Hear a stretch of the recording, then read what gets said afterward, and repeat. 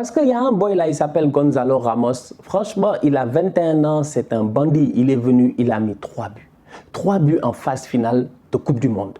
Et vous savez comment Ronaldo, c'est important pour lui quand même s'il dit que ouais, il ne suit pas les records, c'est les records qui le suivent. Mais là, il y a un record qui le fuit. Il y a un record qui le fuit. Parce que là, déjà, il doit marquer un autre but pour essayer d'arriver au même niveau que Eusebio en termes de buts en Coupe du Monde dans l'histoire du Portugal. Mais au-delà de cela, il n'a jamais marqué en phase finale de Coupe du Monde. Pas en huitième, pas en quart, pas en demi et il n'est pas arrivé en finale. Gonzalo Ramos en a mis 3. C'est-à-dire que le boy Ramos, là, ce soir, le ballon, là, non, en fait, entre vous et moi, Ramos, il ne dort pas. C'est la plus belle journée de sa vie, c'est le plus beau jour de sa vie. C'est incroyable. Vous vous rendez compte? En fait, est-ce qu'il savait même qu'il allait être titulaire hier, il s'est couché, peut-être qu'il ne savait même pas qu'il allait être titulaire. Je ne sais même pas s'il savait. Et là, il vient, il met 3 buts. Pendant que le GOAT de ton pays, il est sur le banc. Non, franchement, c'est... Voilà. Je ne sais pas. Je ne sais pas. Si j'étais Cristiano, j'allais dire qu'est-ce que j'ai fait au bon Dieu. Comme le film, parce que là, c'est grave. Parce que la vérité aussi, elle est là, quoi. C'est sa dernière Coupe du Monde. Normalement, il doit venir être titulaire comme Messi. À chaque match, on ne discute même pas. Salam, salam outsider, le débrief commence maintenant. Le Portugal l'emporte aujourd'hui 6-1 face à la Suisse. Cristiano Ronaldo était sur le banc. Franchement, entre vous et moi, sincèrement, la performance, elle est sensationnelle. Les boys sur le terrain, ils se sont gérés. Cette équipe-là de Fernando Santos, elle est en train de monter en puissance dans la compétition. Et aujourd'hui, elle a trouvé un buteur. Elle a trouvé un buteur. Depuis le début de la compétition, il y a beaucoup de joueurs portugais, différents joueurs portugais qui ont eu l'occasion de marquer des buts. Cependant, elle avait besoin peut-être d'avoir un numéro 9, quelqu'un qui soit sûr dans des soirées comme aujourd'hui. Et aujourd'hui, ils ont trouvé le petit Ramos. Il a 21 ans, il est au Benfica. En toute honnêteté, moi, je ne le connaissais pas réellement. Aujourd'hui, je le vois, il a été bluffant. Il a été bluffant, il a été précis, il a été létal. Il a fait ce qu'on attendait de Cristiano Ronaldo. La vérité aussi, elle est là. Et ça fait mal. Franchement, ça fait mal parce que moi, j'ai beaucoup de respect pour Cristiano Ronaldo. C'est un très, très grand joueur de football. Cependant, quand on en arrive au point où, au Portugal même, il y a des sondages et les sondages disent en majorité qu'ils ne veulent pas de Cristiano dans le 11. C'est qu'en vrai, là, il n'y a plus rien à faire. Là, il n'y a plus rien à faire. C'est un grand joueur. Il est capable de rentrer à tout moment, de venir, de claquer son but, de nous bluffer, de nous surprendre. Tout ça, on est d'accord. Franchement, peut-être qu'il va le faire au courant de la compétition. On ne le sait pas, mais on verra. Cependant, aujourd'hui, l'équipe a très bien joué sans la légende du pays. Et il était sur le banc et il a vu ce qui s'est passé. C'est-à-dire que j'avais un peu de peine pour lui, quoi. J'avais de la peine pour lui parce que je me suis dit quand même, il est sur le banc, il y a un petit, il a 21 ans. On le lance comme ça pour sa première titularisation en Coupe du Monde, il claque un triplé. Le petit, même pas on a fait 15 minutes de jeu, bim, il était dedans. La première frappe est sensationnelle. Et puis vous avez vu au gardien à qui il a mis ça? À Sommer. Mais il a fusillé Sommer dans un trou de... Toutes les toiles d'araignée sont parties.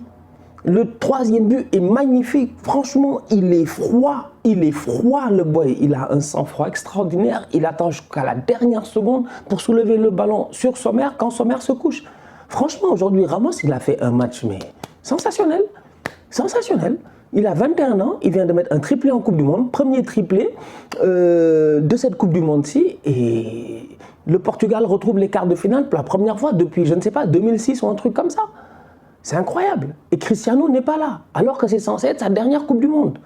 Donc en fait, je dis, la Suisse, il n'y a pas grand-chose à dire, ils ne se sont pas gérés, ils ont été inexistants. Mais tout le problème pour moi, c'est ça. Bravo à l'équipe nationale du Portugal, mais j'ai hâte de voir face au Maroc, est-ce que Cristiano sera encore sur le banc? Parce que là, franchement, aujourd'hui, en termes de fluidité de jeu, ça a été magnifique.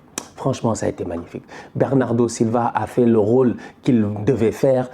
Bruno Fernandes avait la liberté qu'il voulait. C'était lui le patron offensivement. Le boy Félix, il a été dangereux, toujours à s'intercaler, à redescendre, à prendre la profondeur quand il le faut. Il claque 2 passes décisives. Et l'autre boy Ramos, il claque un triplé et une passe D. Léao rentre, il claque sa frappe enroulée, sourire aux lèvres. Franchement. C'est-à-dire qu'aujourd'hui, si on doit dire que le Portugal de demain, le Portugal du futur, tout ça, en tout cas, offensivement, c'était eux. Et les boys se sont gérés. Donc moi, je m'inquiète pour Cristiano. En fait, je ne sais pas quoi vous dire par rapport à Cristiano. Parce que la vérité aussi, elle est là, quoi. C'est sa dernière Coupe du Monde. Normalement, il doit venir être titulaire comme Messi. À chaque match, on ne discute même pas. Mais le problème, c'est que là, il n'est pas assez performant. C'est difficile. Franchement, c'est difficile. C'est difficile. Je vous laisse débattre en commentaire. L'apport des latéraux dans ce match-là au niveau du Portugal est aussi à notifier. Dalot et puis Guerreiro, ils ont été très bons. Franchement, ils ont été très bons. Ça montre encore une fois la profondeur et le talent qu'a cette équipe-là. C'est vrai que Fernando Santos, on a eu l'occasion de le traiter de tocard. Cependant, à mon humble avis, en ce moment, c'est la remontada des tocards. Southgate, il est en train de se gérer. Santos, il est en train de se gérer. Il fait les bons choix tactiquement. Aujourd'hui, William Carvalho devant la défense, c'était parfait. Ruben Neves est sur le banc. Sur les côtés, tu as Dalot, tu as Guerreiro. Comment il s'appelle? Le boy Mendes, il est blessé. C'est dommage. Cancelo n'est pas là. Mais tout marche en fait. Tout marche. Franchement, ils ont un bel effectif. Sincèrement, entre vous, ils ont un bel effectif. Et Pepe, en défense, il fait un travail extraordinaire. Il a 39 ans. Il a 39 ans. Franchement, si Modric, c'est le fils de Dumbledore, c'est que Pepe, c'est le grand frère de Modric. Lui aussi, c'est un fils de Dumbledore. C'est incroyable. Pepe, mais Pepe, c'est incroyable. Pepe joue encore au football. Il est titulaire au Brésil. Il est intouchable. Au Brésil, excusez-moi, au Portugal. Il est intouchable. Sensationnel. La détente qu'il a aujourd'hui sur son but, fallait le faire. Franchement, à 39 ans, il a tout ce qu'il faut aujourd'hui. C'est un leader défensif. Il est vraiment rassurant. À côté Ruben Dias, on sait ce qu'il vaut, on sait que c'est un très bon défenseur. Pour moi, c'est une très belle équipe du Portugal qui continue à monter en puissance et ce match-là face au Maroc risque d'être très compliqué. Ça sent le match. Les Marocains, on sait ce qu'ils vont faire, c'est les bandits. Je vous l'ai dit, les gladiateurs de Dalbeida, les bandits du désert, ils vont venir, eux, ils vont fermer le match, ils vont resserrer les lignes, ils vont essayer de bouffer les Ramos et les Félix.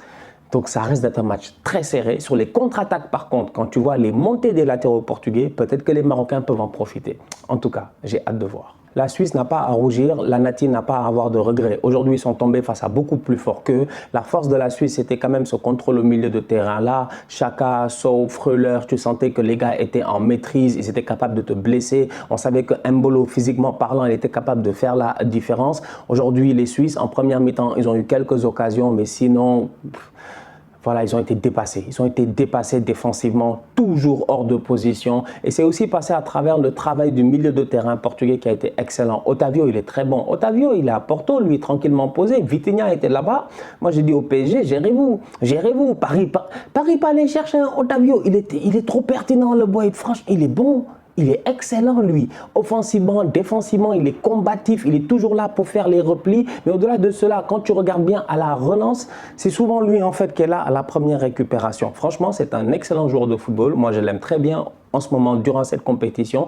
Et même, il a eu l'occasion même de nous bluffer, si je ne me trompe pas. Il avait été très bon. Je pense que c'était dans les matchs de barrage. Je pense que j'en avais parlé aussi dans le débrief. Bref, Otavio est en train de confirmer. Bernardo, comme j'ai dit, avec William Carvalho, c'est des boys d'expérience. Ils savent ce qu'ils font. William Carvalho, il ne fait pas plus que ce qu'on lui a demandé. Il est devant la défense, il ratisse, il sort le ballon, c'est tout. Et après, il a assez de boys techniques devant lui pour faire le travail. Donc aujourd'hui, les Suisses, à mon humble avis, ils ont juste été dépassés.